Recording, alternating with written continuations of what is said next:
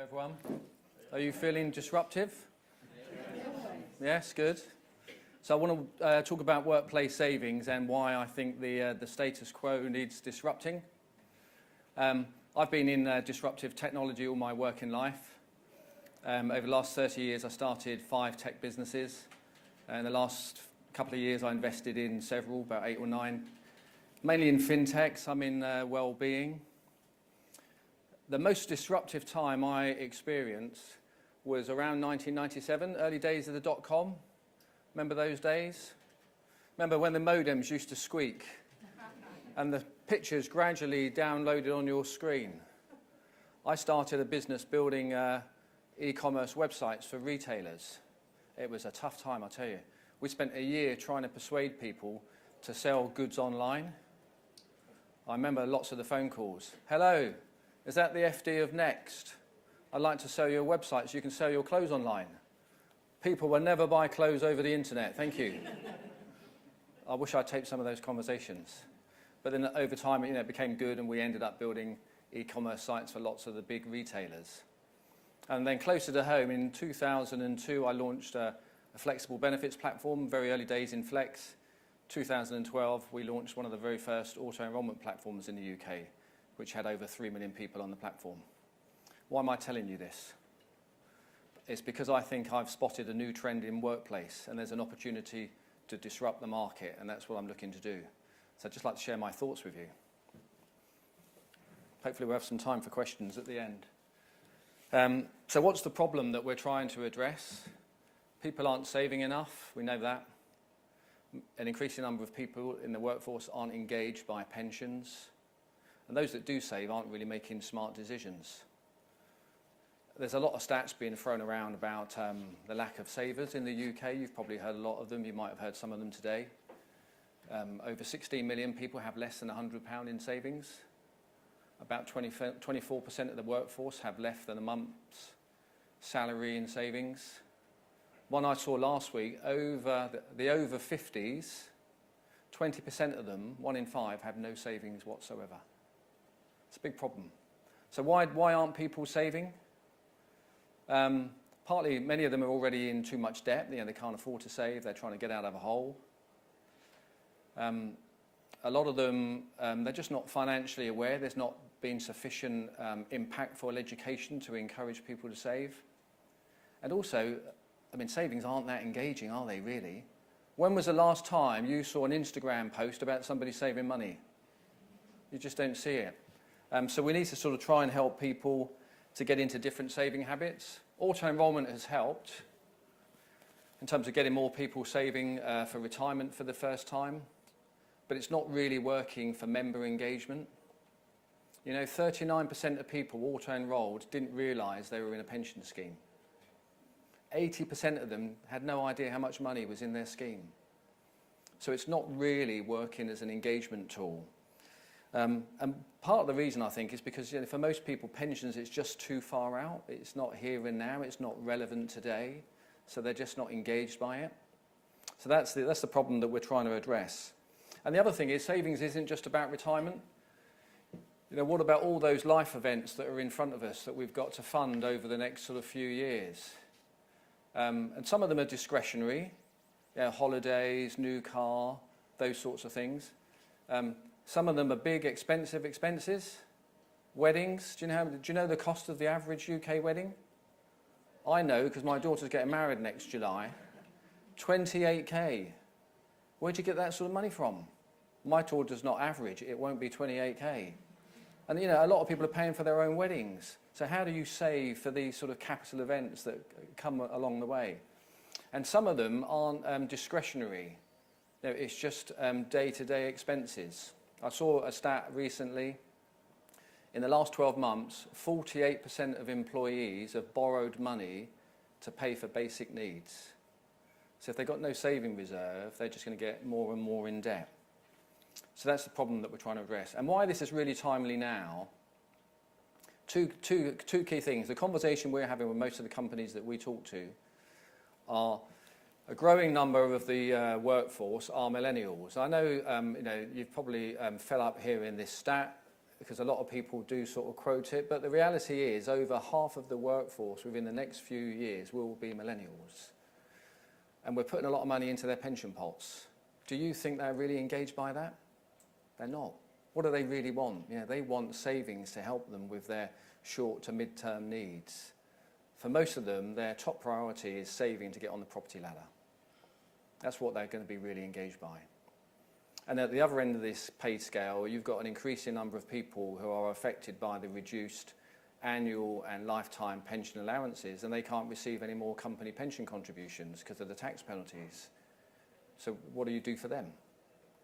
So they're the things that we're trying to address. So that's why I say I think we need to disrupt workplace savings. We need alternative products. So we need to encourage people to save, but then we've got to encourage them to make some smart decisions about where they put their money. Because a lot of people, if you talk to people about investing, their immediate reaction is, well, that's for sort of risky, rich, clever people. You know, I don't do investing. There's this perception there that it's very risky. So what do most people do? They put their money in cash. You can't lose money in cash, right? Wrong. You know, because the rate of inflation is growing at a higher rate than interest rate. So if your money's sitting in cash, it's really going backwards. And this is quite a good example, just showing you, you know, the impact of savings over the last 10 years. If you started off with 15 grand, you put it into a cash savings product, compared to the return you could have achieved if you put it into a fairly conservative risk-based investment portfolio. You know, you can see the numbers. Your 15 grand of cash would have grown to 15,794, but if you invested it, it could be well over £25,000. You know, which of those outcomes would you rather have? So we've just got to get people to think about where they put their money and to start making some sort of smarter decisions. A lot of people put money into ISAs. ISAs are great saving products. You can put up to £20,000 a year in, regular contributions or lump sum, and when you come to take the money out, which you can take out at any time, it's completely free of tax. A lot of companies that we're talking to are looking at introducing what we call workplace ISAs, just promoting ISAs through the workplace as an alternative savings product. Last spring, the government released the Lifetime ISA.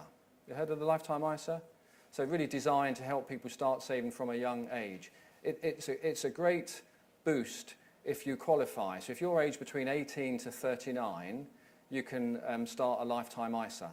And the government will contribute for free up to 25% of what you put in, up to a limit of, you put in 4,000, they'll then give you £1,000 a year for free. It's a great offering. So if you're looking, if you've got a workforce in that age range, 18 to 39, you want to do something new for them, something worthwhile thinking about. And they will keep paying in until you're age 50. So you have to use that fund either to buy your first home or keep it until retirement. But if you keep paying into your age 50, you took it out when you're 18, that's £32,000. Plus potential growth, if you invest it wisely, that could be worth over 50 grand. So Lifetime ISA is a very popular product. And we also suggest that actually, for many people, a Lifetime ISA is much better than a pension product, especially for those people on basic tax rates. In fact, over 90%, I think it's 92% of people aged under 40 are basic rate taxpayers. The numbers work out better for them to put money into a Lifetime ISA than into a pension. It's more accessible, and when they come to take it out, there's no tax. And the other thing about ISAs is people understand, they see them as being personalised. You know, an ISA has your name on it. It's very accessible. Most people sort of know what they've got in an ISA account. Very, very few people I meet know what they've got in a pension. In fact, I did a little survey with my team last week. I asked them, how much does the company put into your ISA every month? Being a generous employer, we contribute every month up to £100 if they match it or put in more. And we also have a company workplace pension scheme. So they asked them, how much do we put into your ISA? How much do we put into your pension scheme? You can guess the results, can't you? Every single one of them knew how much was going into the ISA. Very, very few of them knew what was going into their pension. And if we're spending all this money on benefits, to engage the employees. Now, we want to give them things that they really recognise and value. So where does the digital come into all of this? So people talk about digital wealth platforms, also known as robo-investing. One of the big advantages, it's now bringing investment support to the mass market. You know, anyone can use these devices, and it's like having a personal investment advisor. Because the problem is there aren't enough advisors to go around to help everyone. There's a growing advice gap. Most financial advisors don't want to talk to you unless you've got 100 grand or more to invest. 70% of IFAs last year turned away customers because they just never had enough money to invest. Which is why, again, most people aren't getting advice. What do? They put money into cash.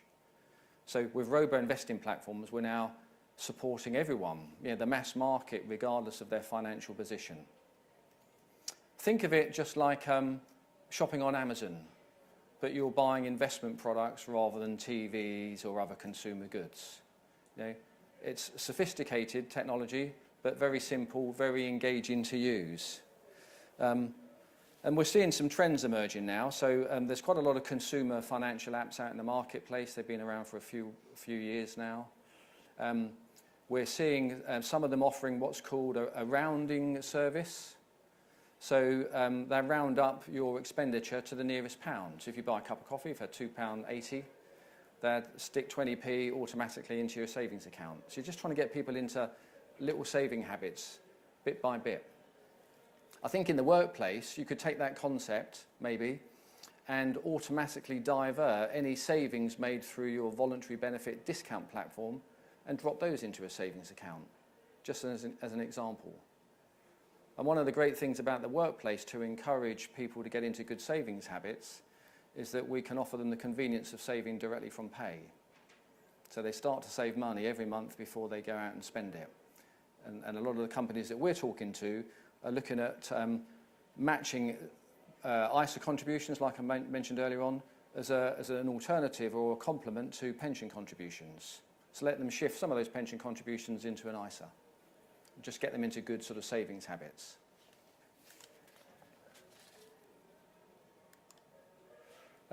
So on the surface, some of these applications look fairly sort of simple, fairly straightforward, but actually under the hood, that's where all the magic happens. Yeah, they're quite sophisticated. They use algorithms to crunch data. So they suck in millions of bits of performance data, they crunch that data, they model different investment portfolios based on different risk attitudes, and based on the numbers that you put in. So an employee can just punch in some numbers. How much are you thinking of saving? How long might you keep that for? And it shows you how much that can build up to over a period of time. So they can just start to see, you know, little amounts over a long period of time. We can start to build up a nice nest egg of savings. And all the algorithms will then show them predicted outcomes. So if you invest in these different risk-rated portfolios, what's the most likely return you're going to get, or what could a good case be, or what could a bad case be? So again, it's just like comparing products on something like Amazon, making it very, very easy for people. We said earlier on that people aren't that really engaged by pensions, and I think one of the reasons is because the statements that we get about our pensions just aren't very engaging. You know, they're not very interesting. People don't take much interest in them. But with robo technology, you can deliver regular alerts to people, making it very, very personalised. Just telling them what's going on. Is their investment still on track? Are they still in the best value portfolio? Is it the right sort of risk base for them based on their life goals? So it can become very, very, very personalised. It also gives you some very good stats, so you can see sort of what's going on in your workforce. So we see some trends emerging, like the millennials are the most active users of digital robo-investing platforms. But they're not the biggest spenders. It's the older people that have got the capacity to invest more. But you can start to see some analytics about your workforce and the uptake of these digital platforms and what's really going on. The FCA recently produced a study on platforms. Because of the increasing use of them, they're taking a big focus on the quality of the platforms and the sort of advice that's being delivered through them. And you know, their headline feedback was they're too complicated and there's a lack of transparency. It's a very good report to read, actually. So if you're thinking of bringing in a digital savings platform in the workplace, get the FCA market study on investment platforms. It gives you a good guide as to the sort of things to look out for. Tells you the sort of things that were important to people when they first downloaded a robo-advice app, and what things they're thinking about now in terms of their importance. Look and feel is a key thing, a choice of funds, mobile. Do your own research as well. I spent a lot of time online looking at different robo platforms. In fact, I went to 8 of them with the intention of putting £100 into each one, just so I could compare them, see what they were like. I succeeded with 2 of them. So I've got £100 in 2 different robo platforms. One of them, the minimum investment was 10k. So I didn't want to do that. The next one was incompatible with Internet Explorer. Quite shocking, really, because a lot of us still use Internet Explorer. And this was a big brand robo-investing platform. So I just aborted that user journey because it wasn't working. I couldn't be bothered to load Chrome and start the whole journey again because I was already sort of 5 or 10 minutes into the journey. 2 of them took me down a risk-based questionnaire, which is quite lengthy. They ask you lots of questions about your attitude to risk, and at the end of it they say, this is our assessment on your risk profile, we're going to put your money here. I didn't agree with their risk assessment, and I didn't like their choice of one portfolio. So I aborted those. Another one, I went all the way through, I was ready to pay and submit my £100, and it just wouldn't happen. I was pressing the button, it wouldn't happen. Then it popped up, give us your number, we'll give you a call, we'll take your money over the phone. They never called. But I encourage you just to go and have a look at some of these platforms and do your own user testing, because there's quite a lot of them out there. And that user experience is very important. If you want to encourage people to save, get them into good saving habits, they've got to be really engaged. So ease of use, simplicity is so key. So what do we see happening in this world? Where's the disruption coming from? I predict, actually, that eventually we'll all be using some form of digital robo platform, whether it's self-serve, we go and get it ourselves, or whether it's given to us or delivered to us by our financial advisors. I think the providers, the pension companies, the benefit consultants, they've got to decide, do they want to disrupt or do they want to be disrupted? Some of them are on the front foot and they're starting to roll out robo technology to their clients. A lot of them are not. I think they will be disrupted. I think they will be disrupted by the new challenger banks. I think they'll be our new savings providers. Challenger banks have adopted technology very well. They've all got some great apps. They're capturing new customers from the old guard type of banks. They're building savings products. They might come into the workplace. I think they will be the providers of the future. Open banking is really helping, so we can now suck in lots of data about you, and the app can then mine that data. It knows what you're spending your money on. It knows when you've got excess savings at the end of the month, so it can start to nudge you and encourage you when and how to save. And we've heard a lot today about health apps. I think financial well-being apps will integrate with health apps, because health apps now can work out your biological age, not just your chronological age. So imagine you know when you're going to die. What would you do with your savings? You'd spend it, wouldn't you? So on the last day of your life, your savings account gets down to 0. Just think about that. And I think in the workplace, you're in a fantastic position to help disrupt the market. You can encourage employees to start saving. You give them the convenience of saving through payroll deduction. You can give them the benefit, perhaps, of a contribution match.